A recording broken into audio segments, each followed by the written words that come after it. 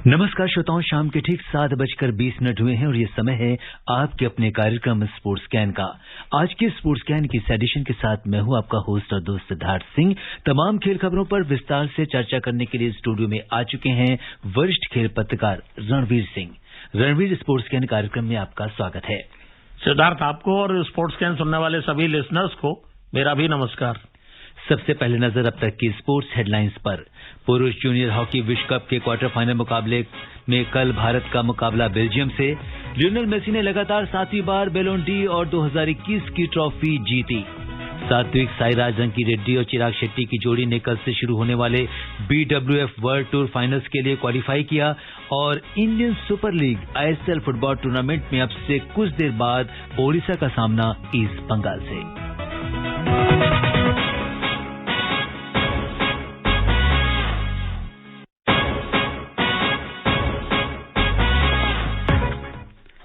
और सबसे पहले बात करते हैं हॉकी की। पुरुष जूनियर हॉकी विश्व कप के क्वार्टर फाइनल मुकाबले कल भुवनेश्वर के कलिंगा स्टेडियम में खेले जाएंगे। पहले मैच में सुबह 10:30 बजे जर्मनी का सामना स्पेन से होगा। दिन में 1:30 बजे दूसरे मुकाबले में नीदरलैंड्स और अर्जेंटीना की टीमें आमने सामने होंगी। तीसरे क्वार्टर फाइनल में शाम 4:30 बजे फ्रांस का सामना मलेशिया से होगा, जबकि शाम 7:30 बजे भारत बेल्जियम की टीम से मुकाबला करेगा। भारत और बेल्जियम के मैच का आंखों देखा हाल आकाशवाणी के FM रेनबो और अतिरिक्त मीटरों पर शाम 7:25 से प्रसारित किया जाएगा।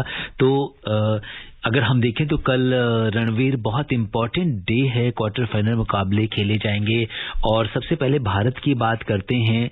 बेल्जियम के साथ मुकाबला है और बेल्जियम जो है एक कड़ी चुनौती के रूप में देखा जा रहा है। उससे भारत के खिलाफ किस तरीके से आप देखते हैं? बिल्कुल बहुत टफ मैच होने वाला है और जबकि चूंकि ये नॉकआउट स्टेज है तो ये तो करो या मरो वाला मुकाबला है। जो टीम जीतेगी वो सेमीफाइनल में पहुंचेगी, तो इस लिहाज से काफी टफ रहने वाला है मुकाबला।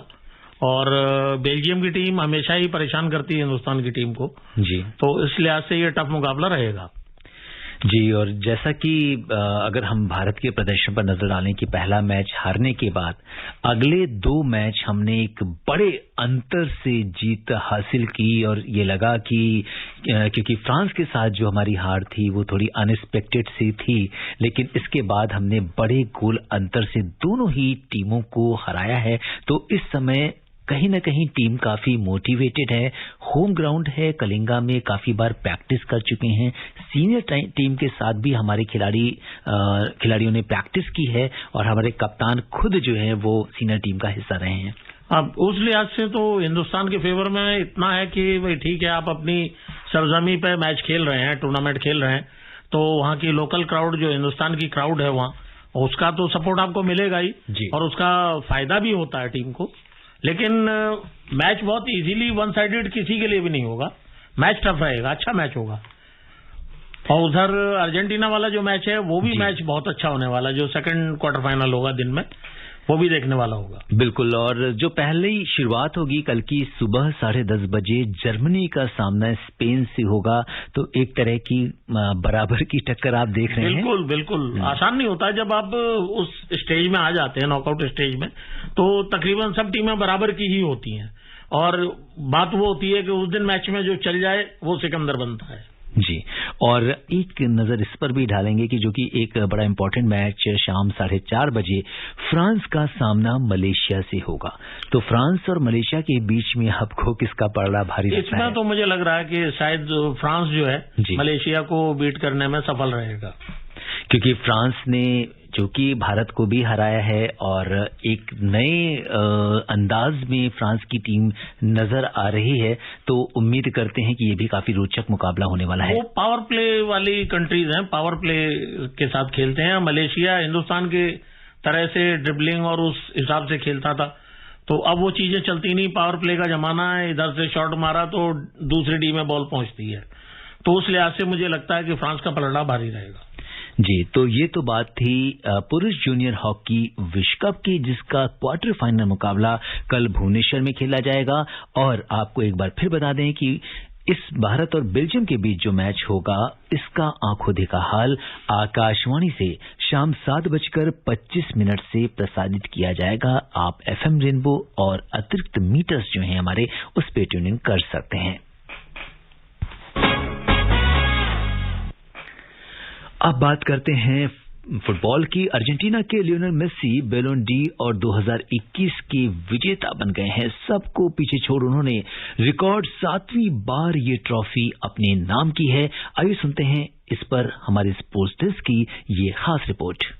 लियोनेल मेसी ने लगातार 7वीं बार बैलोन डी और 2021 की ट्रॉफी जीत ली है। उनसे ज्यादा किसी ने भी ये अवार्ड नहीं जीता है। अर्जेंटीना और पेरिस सेंट जर्मेन से खेलने वाले 34 साल के मेसी ने पुर्तगाल के स्टार फुटबॉलर क्रिस्टियानो रोनाल्डो और बायर्न म्यूनिख के स्टार रॉबर्ट लेवांडोस्की को पीछे छोड़ ये अवार्ड अपने नाम किया। मेसी के लिए ये अवार्ड इसलिए भी खास है क्योंकि इसी साल उन्हें स्पेनिश क्लब बार्सिलोना को छोड़ना पड़ा था, जिससे वो पिछले 15 साल से जुड़े हुए थे। इसके बाद वो French club Paris Saint Germain पहुंचे। मेसी ने 2019 में रिकॉर्ड 6ठी बार यह खिताब जीता था। 2020 में इस अवार्ड शो को कोरोना की वजह से रद्द कर दिया गया था। 1 साल के अंतराल के बाद इस साल इसे फिर से शुरू किया गया। मेसी के अलावा क्रिस्टियानो रोनाल्डो ने 5 बार, जबकि जोहान क्रायफ, माइकल प्लातिनी और मार्को वान बास्टन ने 3-3 बार ये ट्रॉफी जीती है। बैलोन ड'ओर अवार्ड फ्रांस की फुटबॉल पत्रिका फ्रांस फुटबॉल द्वारा हर साल दिए जाते हैं। ये अवार्ड क्लब और राष्ट्रीय टीम से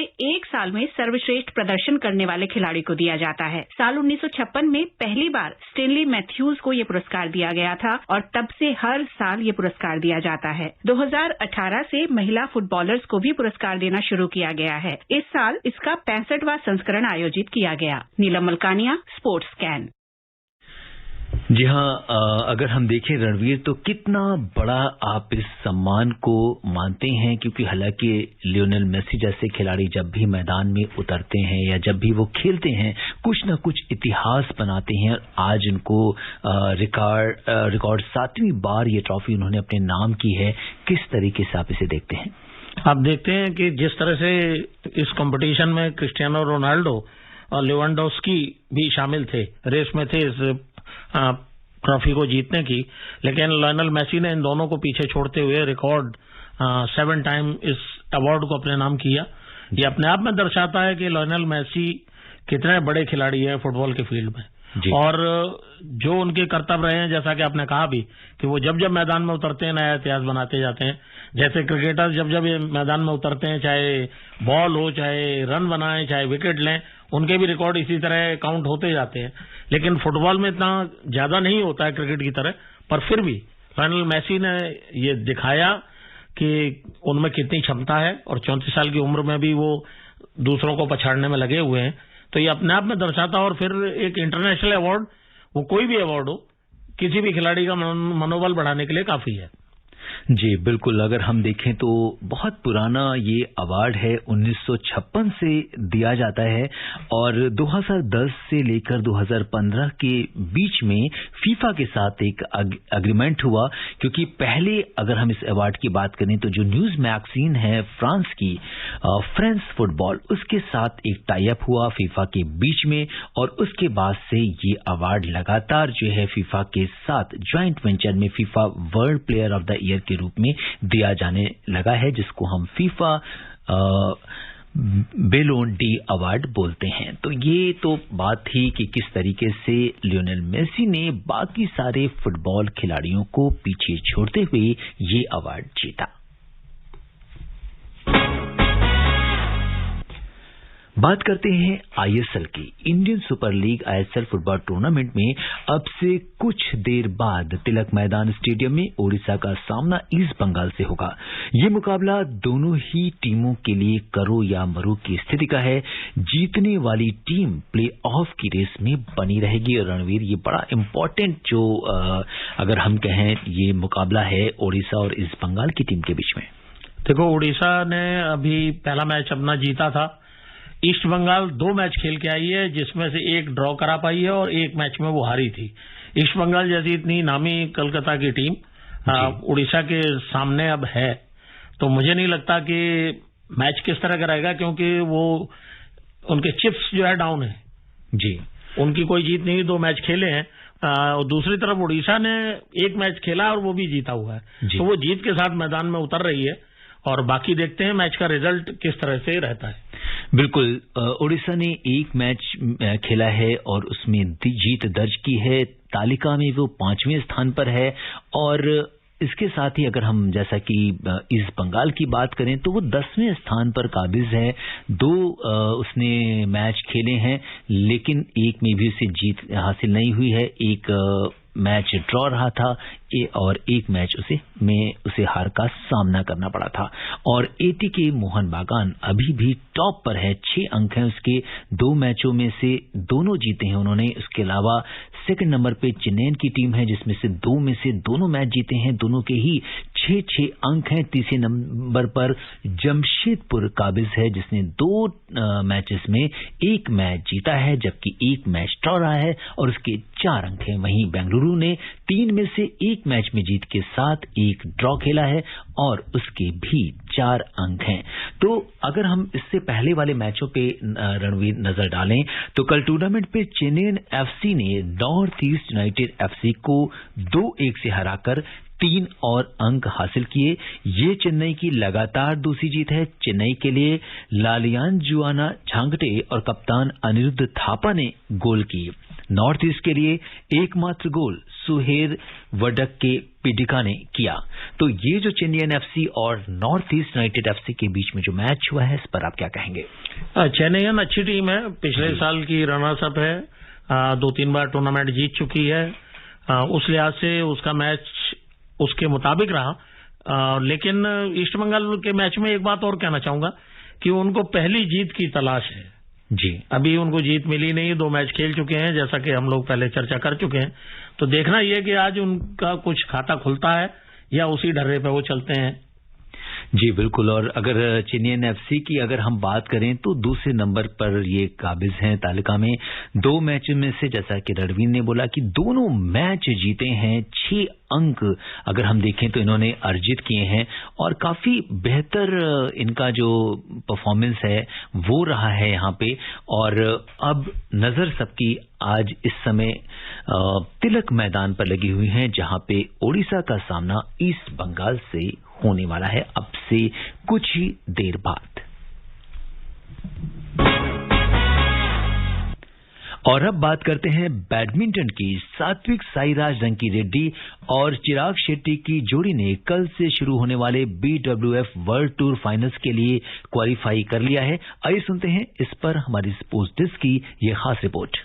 दुनिया के 11वें नंबर की सात्विक साईराज रंकीरेड्डी और चिराग शेट्टी की जोड़ी ने कल से शुरू होने वाले BWF वर्ल्ड टूर फाइनल्स के लिए क्वालिफाई कर लिया। सात्विक और चिराग साल के आखिरी बैडमिंटन टूर्नामेंट में खेलने वाली देश की पहली पुरुष डबल्स जोड़ी है। इस भारतीय जोड़ी को BWF वर्ल्ड टूर फाइनल्स के लिए क्वालिफाई करने के लिए इंडोनेशिया ओपन के सेमीफाइनल में दुनिया की नंबर 1 जोड़ी मार्क्स एफ गाइडोन और केविन एस की जोड़ी को हराना था, लेकिन वो नंबर 1 जोड़ी से हार गए। सेमीफाइनल में और ताइची की जोड़ी भी जापान के ताकुरो होकी और युगो कावायाशी से हार गई थी। इससे सात्विक और चिराग की जोड़ी ने साल के अंतिम टूर्नामेंट के लिए क्वालिफाई कर लिया। 20 वर्षीय लक्ष्य सेन इस प्रतिष्ठित टूर्नामेंट के लिए क्वालिफाई करने वाले सबसे युवा भारतीय हैं। वो किदाम्बी श्रीकांत के साथ सिंगल्स में चुनौती पेश करेंगे। चिराग शेट्टी ने भी इस टूर्नामेंट के लिए क्वालिफाई कर लिया है। महिला वर्ग में विश्व चैंपियन PV सिंधु के अलावा अश्वनी पोनप्पा और N सिक्की रेड्डी की जोड़ी भी ये प्रतिष्ठित खिताब जीतने की कोशिश करेंगी।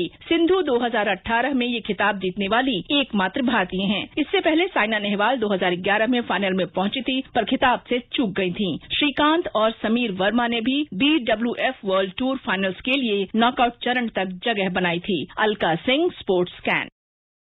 जी हाँ, ये बहुत महत्वपूर्ण प्रतियोगिता BWF वर्ल्ड टूर फाइनल्स के लिए 2 खिलाड़ियों ने हमारे क्वालिफाई कर लिया है। क्या कहेंगे आप रणवीर? ये बहुत शानदार प्रदर्शन है हिंदुस्तान के खिलाड़ियों का और इसका पहली बार खिताब जो है वो PV सिंधु ने जीता था जी। उसके अलावा कोई इसको उस तक नहीं पहुंच सका है। साइना नेहवाल एक बार जरूर फाइनल में पहुंची थी लेकिन खिताब अपने नाम नहीं कर पाई थी।